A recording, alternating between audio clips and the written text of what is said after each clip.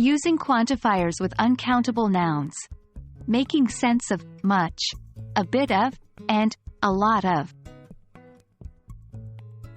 Hello, English learners.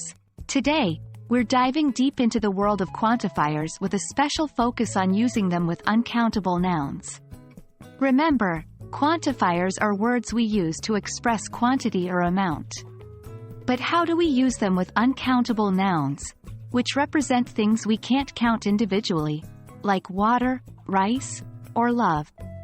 That's exactly what we're going to explore. Let's get started. To use quantifiers properly, we first need to understand what uncountable nouns are. They're nouns that we can't count one by one. For example, we can count apples as 1 apple, 2 apples, and so on. But we can't count water, rice, or knowledge in the same way. Instead, we express the quantity of these uncountable nouns using different terms like some water, a bit of rice, or a lot of knowledge. Now, let's talk about quantifiers. Quantifiers are words or phrases that give us information about the amount of something. When it comes to uncountable nouns, the common quantifiers we use include much, a bit of, a lot of, some, and any. These are 3 very common quantifiers that we use with uncountable nouns. Let's break them down. Much is used in questions and negative statements.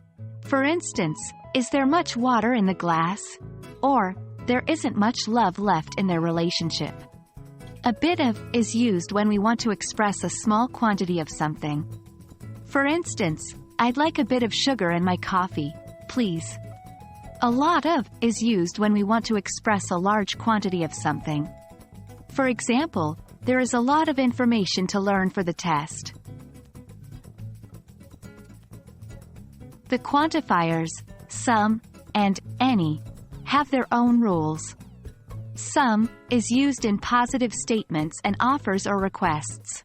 For example, I have some advice for you. Or, could I have some water, please? Any is used in questions and negative statements. Like, do you have any milk? Or, sorry, we don't have any rice left. And that's it for today's lesson on using quantifiers with uncountable nouns. Remember, understanding these rules will significantly improve your English fluency and comprehension. Practice using much, a bit of, a lot of, some, and any with uncountable nouns in your daily conversations. Keep learning, and I hope to see you in our next video.